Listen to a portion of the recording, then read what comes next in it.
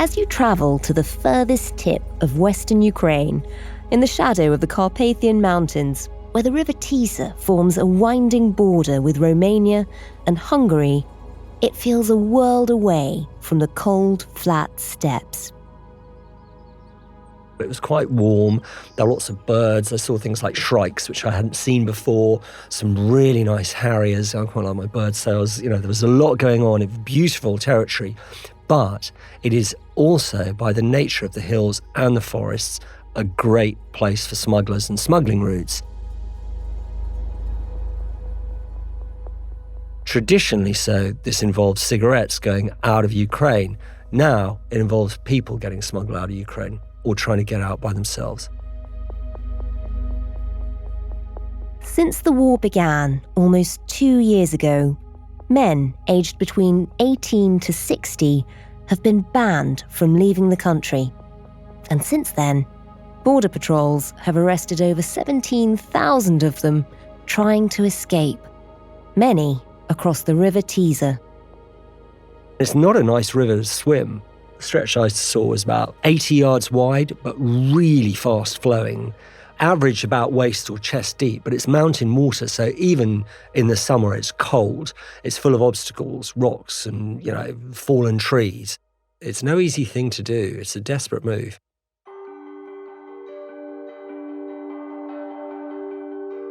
And people are desperate.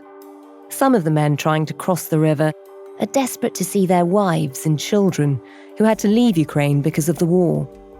Others are trying to find work. And then there are the men who are risking their lives to escape what they see as certain death on the front line. Some of the flotation devices are pathetic. I mean, they've got these guys wearing rubber rings and little flamingo armbands a few weeks ago. Then they had some guy who went down on, it was bigger than a lilo, it was like an inflatable mattress, and he was wearing a pink hat. He wanted to make out like he was insanely a child on a kind of pink mat rafting down the river. Is it a sign of battered morale? And how much does Ukraine's war effort need them? Mobilization is the subject being most talked about in Ukraine at the moment, with this new law being debated to get 500,000 new soldiers from being civilians up to the front. You're listening to Stories of Our Times from The Times and The Sunday Times. I'm Manveen Rana. Today, Ukraine and the desperate measures to avoid conscription.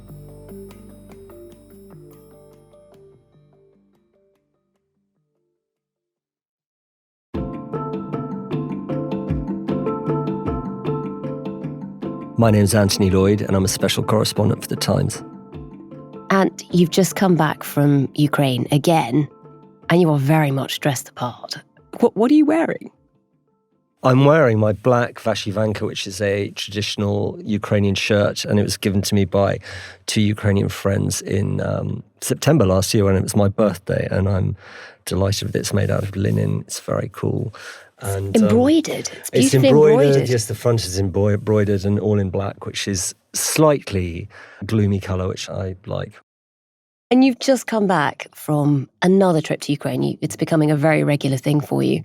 Just give us a sense of your impression of where the country is this time compared to, other trips you've done. It's interesting. Nobody likes to use the word stalemate, particularly in Ukraine. It's highly contentious because it gives the impression that the war has somehow got stuck and gridlocked. But in many ways, that is the position of the war at the moment. Now, there are exceptions to that, of course. I mean, war is an active and dynamic thing always, even if front lines don't move. But the key thing is, what are the effects of the type of attritional warfare that has gone on over the past 12 months on the long-term fate of the war? When you look at the capacity and numbers of those available in Russia and compare them with the capacity and numbers of soldiers and potential soldiers in Ukraine, it actually disadvantages Ukraine heavily. So can Ukraine continue to sustain itself, to man its army, in a way that can help it achieve its war goals in the long term? That is the question. No one knows the answer to that question at the moment, but I would say at the moment, the position of the war advantages Russia.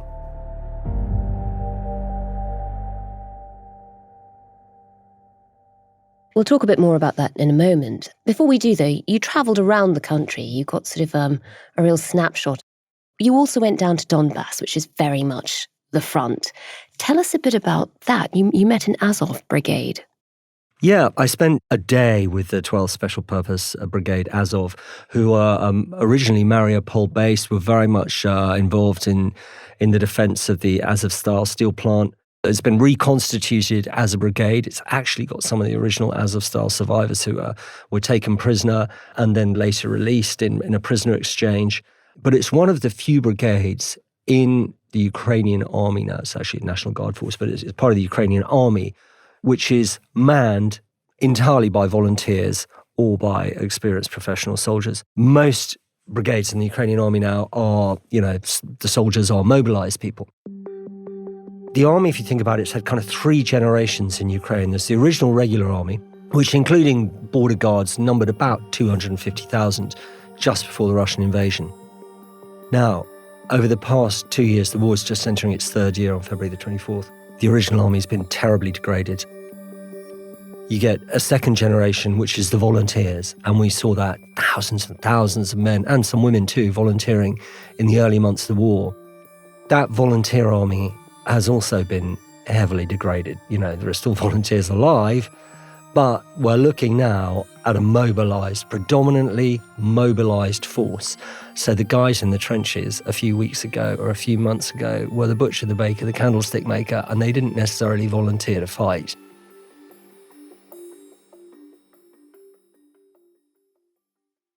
You have very articulate, conversations with guys on the front line who will say, well, I didn't really want to be a soldier and I didn't want a war, but Russia's invaded my country. I carried on doing my job and looking after my family until my call-up papers came. But they did arrive and my country needs me. Then you meet other guys who are not happy with being in the trenches at all.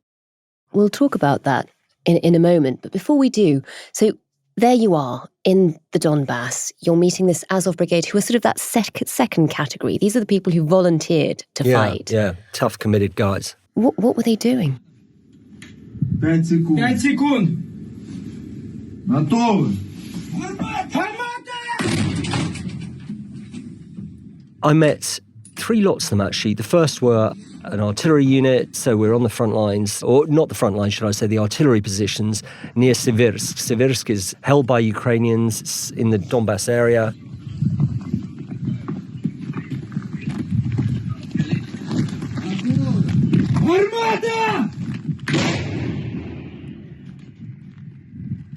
So it was actually an Italian-made howitzer, and these were very well trained. It looked very much like a kind of Western battery. Azov's had in its time a reputation for being originally a kind of right-wing and sometimes a militia with quite extremist members in it. The image of Azov has changed dramatically over time. Sure, if you want to find somebody with loads of, runic tattoos and some kind of rightist vision, you can still find that there, but you'll also find a lot more quite young guys in their 20s who are just motivated to have joined a professional, well-armed, well-trained and dedicated unit. After some time spent on the gun line, I actually met a couple of guys from one of the Azov storm units, the assault groups. Their whole soldiers' life is spent attacking Russian trenches. And they were, oddly, both law students. They both volunteered right at the beginning. One was a company second in command. And I said to him, oh, what rank are you? I guess you must be a captain. And he just looked at me and said, no, I'm a sergeant. A lot of people died. Just in that. Wow. Yeah, just you get promoted in weeks. A very, very articulate and intelligent guy. It's like, in another world, I wanted to be a lawyer, but, infantry commander, Azov Storm Unit. And then there was another guy with him who had just come back from a mission the day before. A trench had been lost to one of the Russian penal units. So this isn't Wagner convicts, it's other convicts working for the Russian army. So Russian convicts who are now fighting on the front. Yeah, exactly. Yeah. They'd taken a trench. This guy had been tasked, I think, with 5 others to go and get it back. He didn't go into the full details. I know that there were some dead Ukrainian soldiers around the trench. He said the approach route to get to the trench to take it back was more difficult than he thought. And I'm not quite sure what he meant by that. He didn't really want to describe it. It was in the Crimea forest.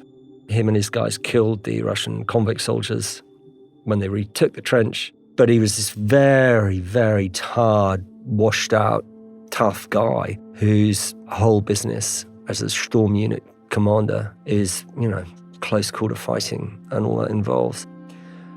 I asked him how many of the original guys they joined up with were still around in the unit, and it was, a fraction of what it had been. So, Anthony, there you've got this Azov Brigade who, there's a lingering sadness. In another world, these people might have been lawyers by now. They're having to fight, but they're very determined. They're very good at what they do, and they are really at the sharp end of all of this. You also visited a mobilized unit. So these are people who haven't volunteered themselves. They've been told they're joining the army, and they're suddenly having to fight. What was that like? So number one, the age. The average age of a Ukrainian soldier in the trenches is now, I think, 43. Wow, that sounds old for a front line. It is. And also the physical erosions of being on the front. I mean, given the temperatures of winter, the amount of lifting one's having to do, yeah, you can do it. You can be a really fit 43-year-old. But for your average guy who was, running the garage a few weeks ago, was given 6 weeks training and put out there, it's tough. It's tough physically being a soldier, particularly an infantry soldier or even an artillery unit, hauling around those shells the whole time. Is the reason the average age is 43, is that because so many of the younger ones have died? No, that's really interesting because counterintuitively, Ukraine is not mobilizing its 18-year-olds. Which is what we would have done. Yes, totally.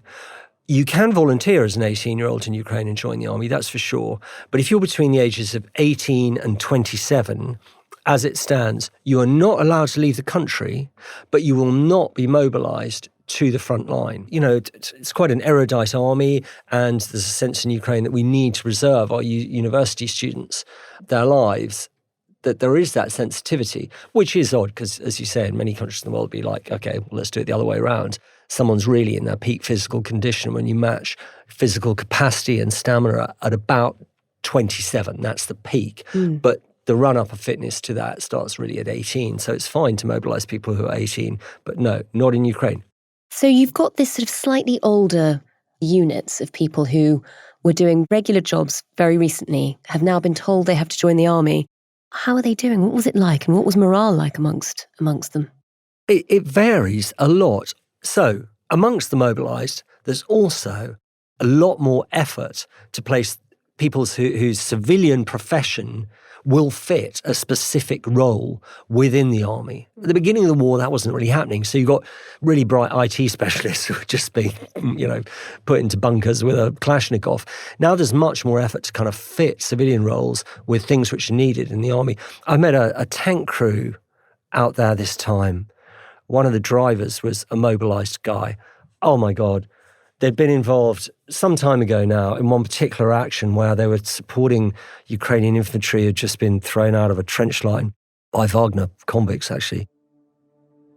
It went in close quarters to the Russians, blasted the Russians with tank fire, and then ground over them with the tank treads, just grinding the Russians literally, physically, into the trench line. They squashed about 12 Russian soldiers. I'd seen the footage, so I asked this guy who was a tractor driver. Hang on, you're driving tractors and now you're, in a tank grinding people into the dust, always worried that you're about to go over a mine or get shelled. How is it? And he was quite kind of matter of fact about it. He was like, yeah, it took a bit of getting used to. So he was an example of a guy who was quite pragmatic about his new lifestyle, which involved the most horrific things. But for others, I've met people who are quite begrudging to be there. And then there are other guys a lot of them, who will actively try and escape the country rather than get involved in the army.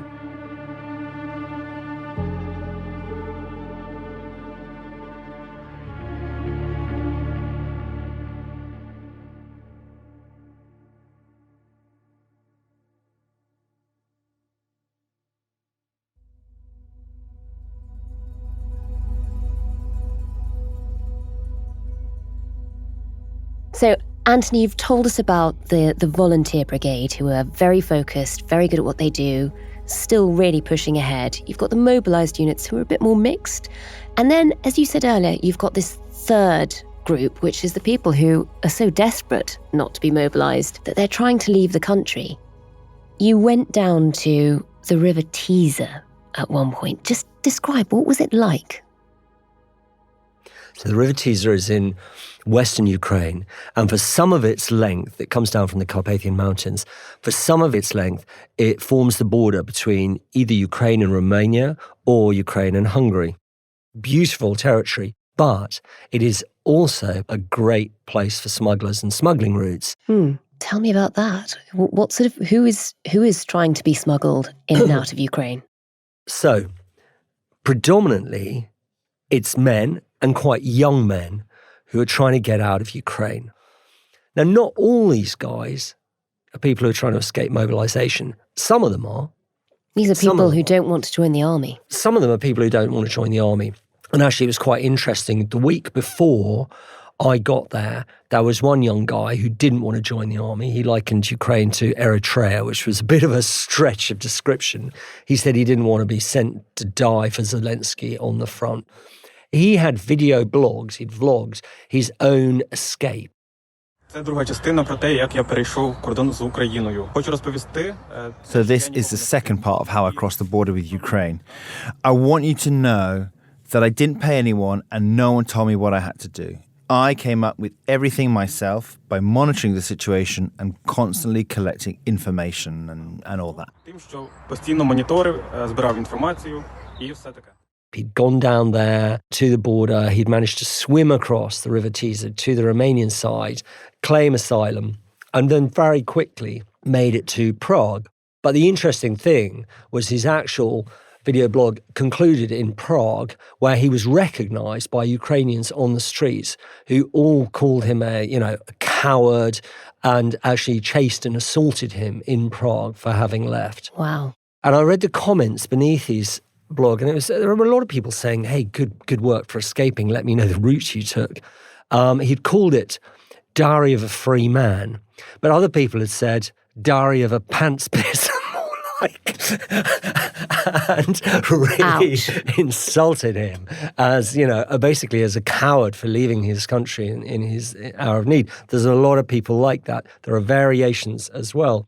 The vast majority of cases involving the Tisa River, Ukrainians trying to flee for one reason or another reason, inevitably war-related. But while I was down there, the State Border Guard Patrol I was with were talking about the one particular case they had of the guy who swum the river the other way. He had come back into Ukraine, risking his life to swim across that river to be back home for Christmas. So Wow. This guy, he was called Stepan Ryshkovich. I think he was about 31 years old. Before the Russian invasion, he had been living in the Czech Republic.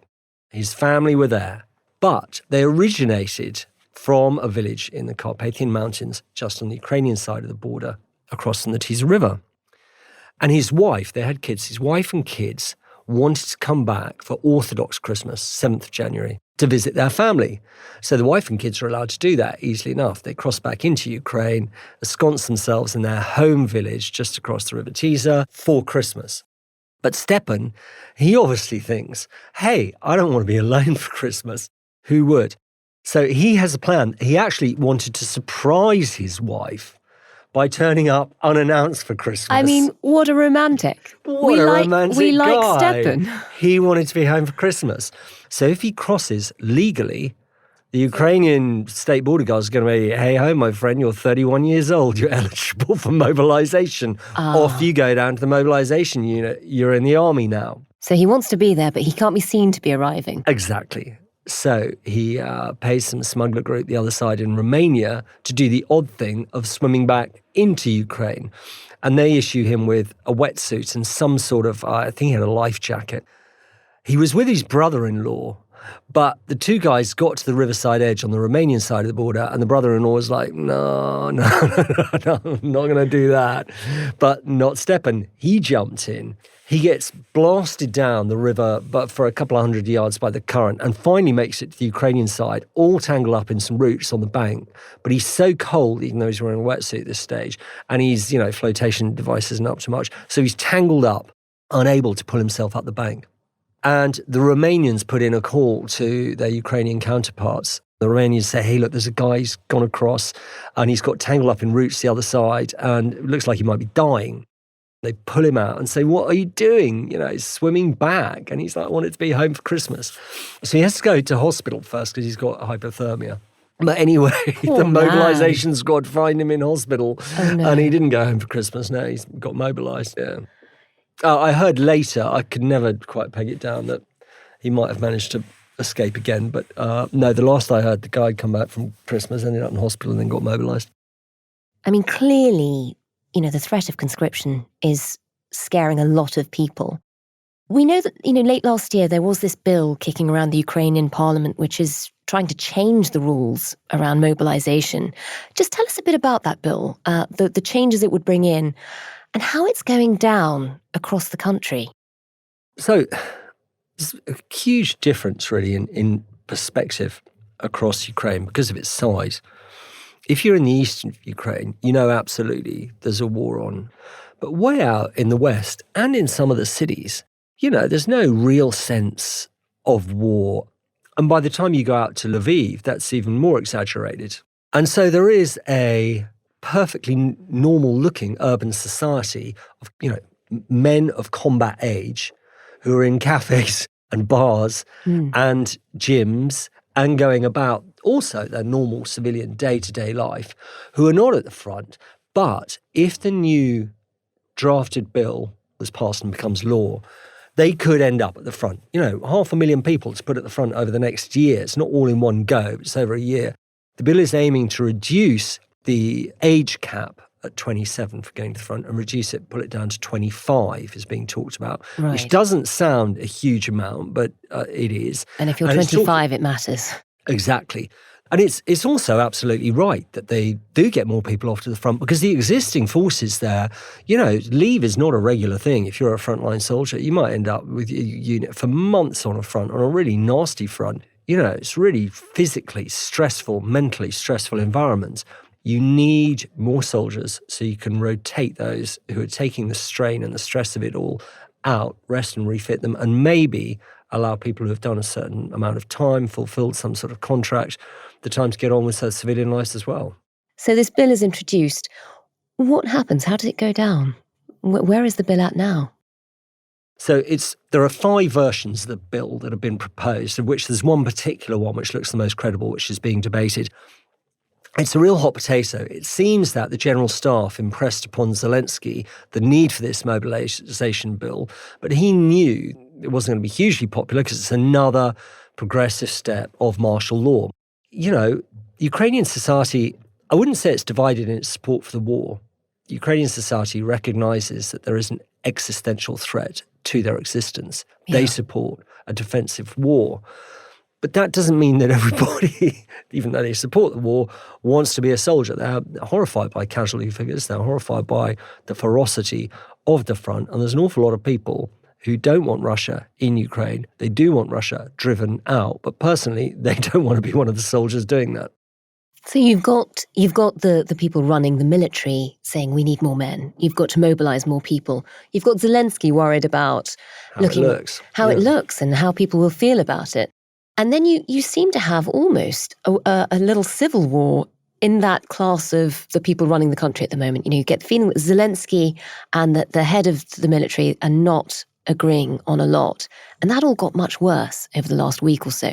Talk us through what on earth has been happening. There's been rumblings over the last year, which have accentuated over the last few months, of a rift between Zelensky and his top general, Zaluzhny. These almost came to a head at the end of last year when Zaluzhny wrote an essay on positional warfare. I've read the essay, it's about 4,500 words. Basically, The drift of the essay is that without a dramatic influx of Western weaponry, an overhaul and re-preparation of the Ukrainian army, there will not be a dramatic breakthrough on the front line, and that it will remain in a fixed positional type of warfare. Accompanying the essay, he was interviewed by The Economist and said exactly that the war had become effectively a stalemate. Now, Zelensky doesn't want to hear the word stalemate at all. Zelensky's briefings have always stressed the positives.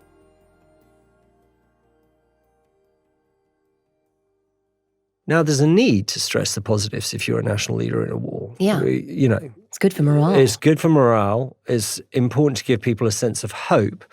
And also, it's important to give a message, if you're a leader of Ukraine, to Western backers like, hey, keep backing us, we can do this. However, that still has to be calibrated with realism. And there was clearly a divide between Zelensky and Zelensky. Suddenly, last week, it becomes apparent that Zelensky has signed a decree firing Zelensky. Zelensky didn't accept this. He was like, I'm not going to resign. Apparently the decree, which has been signed, firing him, still sits on the table. But then you get other members of the general staff and of the military saying to Zelensky, whoa, hang on, wait a minute, you're about to sack a general who has the faith, the confidence, and the popularity of a vast majority of Ukrainians and the vast majority of the army. That's not good for morale. That's not good for morale, and this could blow back on you. But this problem is not solved, and it's a kind of halfway house, which is really bad for both parties. It looks now that there's a rift between the president and his top general, and I would say it's highly likely that Zelensky will go in the coming days or weeks. I can't see this as a position that he can recover from, and it's bad for both parties. Either Zelensky should have thought about it in advance and decided, no, I'm not going to sack my top general, or he should have seen it through. It's terrible because it makes both of them look weaker. Oh, both of them are weakened by this. The rough truth of this is, in a democracy, if a general runs foul of the president, the general goes, and that's the bottom line.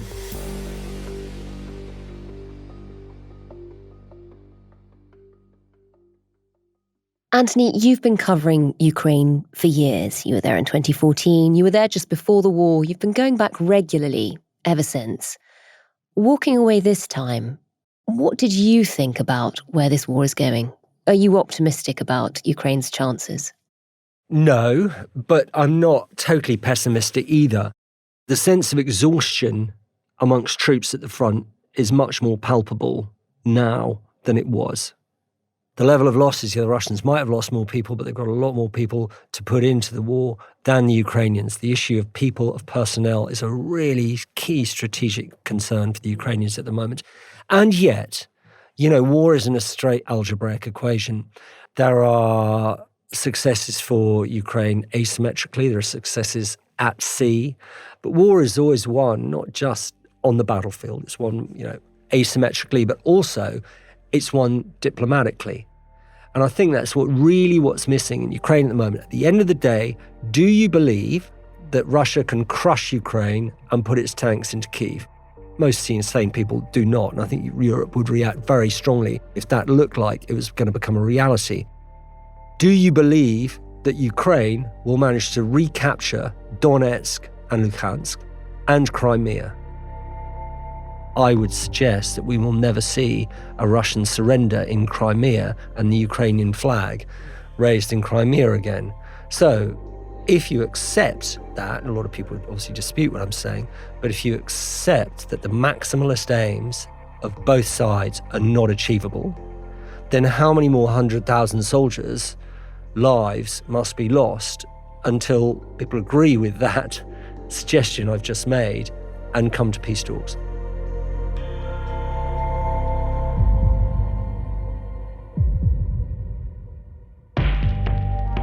You've been listening to Stories of Our Times, a podcast brought to you thanks to the subscribers of The Times and The Sunday Times, with me, Manveen Rana, and my guest, special correspondent for The Times, Anthony Loyd. If you're a subscriber, you can read all of Antony's dispatches from Ukraine, including his latest, that rather unusual story of a sadomasochism cafe in Lviv. Honestly, you'll want to have a read. And you can find them all at thetimes.co.uk with a subscription. This episode was produced by Taryn Siegel. The executive producers were Kate Ford and James Shield, and sound design was by Mal Lassetto. If you can, please do leave us a review wherever you get your podcasts. Thanks for listening. See you tomorrow.